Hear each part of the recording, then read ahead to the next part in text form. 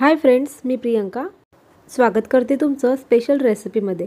आज आपण आपल्या रेसिपीमध्ये एकदम वेगळ्या आणि नवीन प्रकारची रेसिपी तयार करणार आहोत। चला तर मग वेळ न घालवता रेसिपीला स्टार्ट करूयात। तर त्यासाठी 1 कप बारीक चाळून घेतलेला रवा घेतलेला आहे। बारीक रवा नसेल तर मिक्सरला फिरवून घेतलं तरीही चालेल।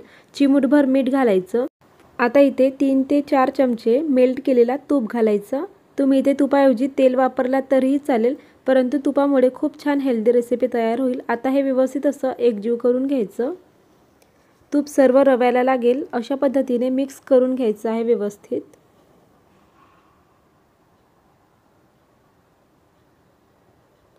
मस्त असं मिक्स झालेलं आहे, पाहू शकता छान बाइंडिंग आलेली आहे। आता यामध्ये पाणी घालून कणिक छान मळून घ्यायची आहे, पीठ मळून घ्यायचं। एकदम पाणी एकदाच घालू नका, नाहीतर बॅटर एकदम पातळ होऊ शकतं। आपल्याला पोळी ज्या पद्धतीने पोळीचं बॅटर असते त्याच पद्धतीने मळून घ्यायचं आहे। एकदम घट्टही नाही आणि पतलाही नाही, नॉर्मल पीठ मळून घ्यायचं आहे। तर पाहू शकता छान असं मळून झालेलं आहे, सॉफ्ट आटा तयार झालेला आहे।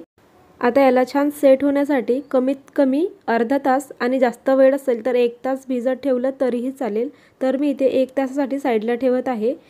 तोपर्यंत दुसरी तयारी करूयात। तर त्यासाठी मी इथे एका भांड्यामध्ये 1 कप तीळ घेतलेले आहेत, पांढरे तीळ घेतले। यांना छान असं मीडियम आचेवर भाजून घ्यायचं आहे व्यवस्थित। गॅसची फ्लेम जर जास्त हाय केली तर जास्त कडवट वाटू शकतात तीळ, त्यामुळे मीडियम आचेवरच छान असं भाजून घ्यायचं आहे। इकडे तीळ भाजत आहेत तोपर्यंत मी खोबरा घेतलेला आहे, सुकं खोबरं आहे हा, त्याला किसून घ्यायचं। माझ्याकडे सध्या खोबरा किस नव्हतं, तर त्यामुळे मी अशा पद्धतीने खोबऱ्याला किसून घेतलं, नारळाला किसून घेतलं आणि अशा पद्धतीने छान असं खोबरा किस तयार झालेला आहे, पाहू शकता।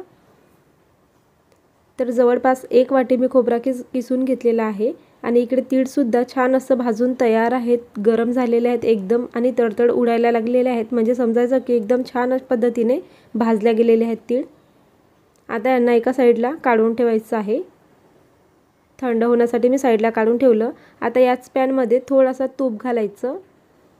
तूप छान गरम झालं की यामध्ये ड्रायफ्रूट्स घालायचे आहेत काही। तर मी इथे काजूचे तुकडे घेतलेले आहेत, 8 ते 10 काजूचे तुकडे करून घेतले। 10 ते 12 बदामाचे सुद्धा तुकडे करून घेतलेले आहेत। यांना छान असं तेलावरती किंवा तुपावरती रोस्ट करून घ्यायचं। वापरलेल्या ड्रायफ्रूट्सचं कलर थोडं चेंज झालं की यामध्ये खोबरा किस घालायचा आणि याला सुद्धा छान असं गोल्डन कलरवरती परतून घ्यायचं। खोबरा किस थोडा लवकर परतला जातो, त्यामुळे उशिरा घातलं। तर यांना 1 मिनिट छान असं परतून घेतलेलं आहे, पाहू शकता। कलर सुद्धा खूप छान डार्क आलेला आहे खोबरा किसला आणि ड्रायफ्रूट्स सुद्धा एकदम क्रंची झालेले आहेत।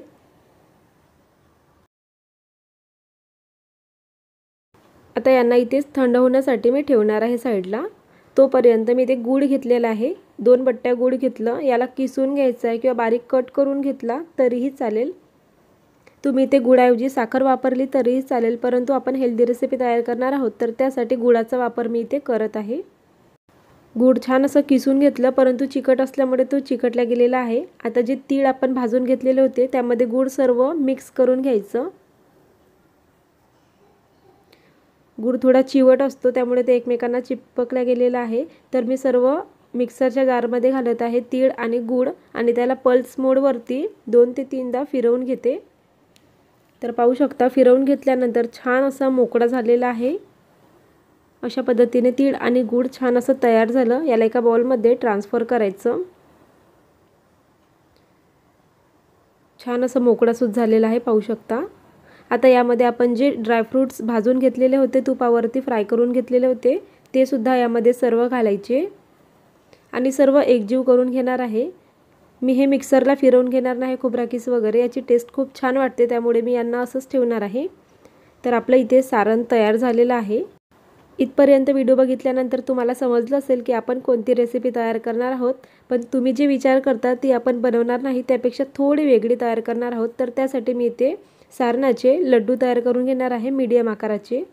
थोडासा सारण अशा पद्धतीने हातावरती घ्यायचा आणि अशा पद्धतीने दाबून दाबून छान असं लड्डू तयार करायचे।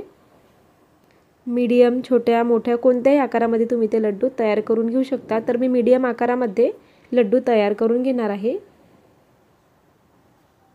पाहू शकता दिसायला एकदम भारी दिसत आहे आणि खूप हेल्दी सुद्धा आहे हा लड्डू।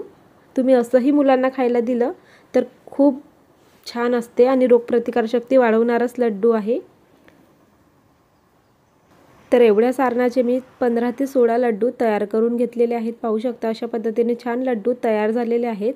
तर इथे आपला बॅटर सुद्धा छान सेट झालेला आहे। 1 तासानंतर पाहूया त्याला। थोडंसं हाताला तूप किंवा तेल लावायचं आणि छान असं एकदा मळून घ्यायचं आहे पीठ।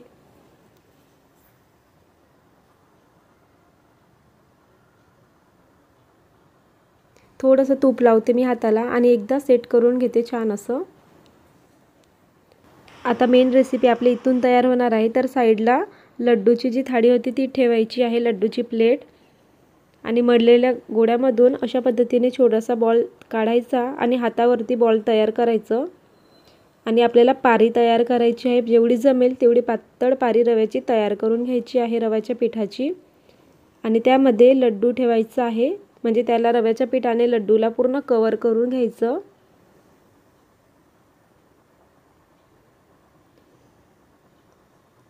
आणि याला अशा पद्धतीने पूर्ण कव्हर करून गोल करायचं आहे, रोल आणि बॉल तयार करायचा आपल्या। अशा पद्धतीने छान असं बॉल तयार झालेला आहे, पाहू शकता।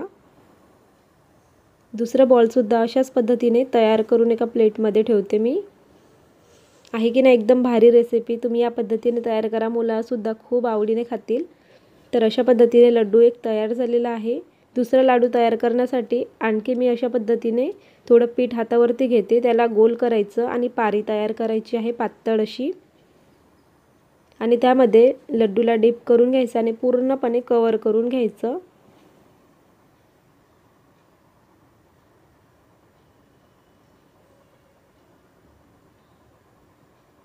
आणि छान असं बंद करून घ्यायचं आणि रोल तयार करायचं। पाहू शकता छान असं बॉल तयार झालेला आहे। दुसरं सुद्धा बॉल तयार झालं। सर्व बॉल्स मी अशाच पद्धतीने छान पारी तयार करायची आणि आतमध्ये लड्डूला डीप करायचं आणि रव्याच्या पिठाने कव्हर करून घ्यायचं पातळ असं। तर तिसरा लाडू सुद्धा अशा पद्धतीने तयार झालेला आहे। सर्व बॉल तयार झालेले आहेत। एवढ्या पिठापासून मी 14 ते 15 बॉल तयार केलेले आहेत। आता आपण ही रेसिपी तयार करूयात, मेन प्रोसेस आहे। तर मी इथे अप्पे पात्र घेतलेलं आहे, यामध्ये सर्व साईडने तुपाने ग्रीस करायचं आहे, थोडं तूप टाकायचं सर्वमध्ये आणि यामध्ये एक एक बॉल सोडायचा आहे, एक एक बॉल यामध्ये सोडायचं आणि छान असं शिजू द्यायचं आहे सर्व साईडने गोलाकारामध्ये। तुम्हाला ही नवीन रेसिपीची आयडिया कशी वाटली, आवडली असल्यास प्लीज व्हिडिओला लाईक आणि चॅनलला सबस्क्राईब करायला अजिबात विसरू नका आणि बेल आयकॉनला जरूर प्रेस करा, म्हणजे नवनवीन व्हिडिओ सर्वात आधी तुम्हाला बघायला मिळतील। आणि सर्व साईडने याला छान असं भाजून घ्यायचं आहे। लागेच तूप आणखी घातलं तरीही चालेल, तूप खूप हेल्दी असतो। तुम्ही इथे तेलाचा सुद्धा वापर केला तरीही चालेल, पण तुपामुळे खूप छान हेल्दी रेसिपी तयार होते, त्यामुळे तूपच घालावं। सर्व साईडने मी आणखी थोडा तूप घालून घेतला आणि छान असं सर्व साईडने गोल्डन कलर येईपर्यंत शिजवून घ्यायचं आहे, भाजून घ्यायचं।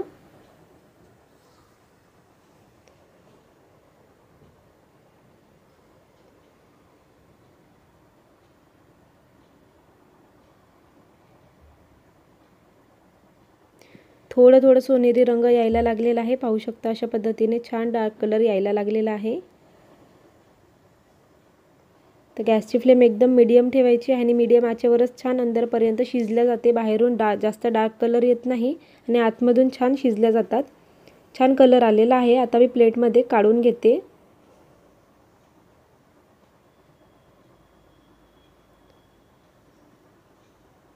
कुणाला समजणारही नाही की आपण ही रेसिपी अप्पे पात्रामध्ये केलेली होती। खूप छान रेसिपी तयार होते, पाहू शकता किती कुरकुरीत झालेली आहे, ते एकदम खुसखुशीत रेसिपी आहे।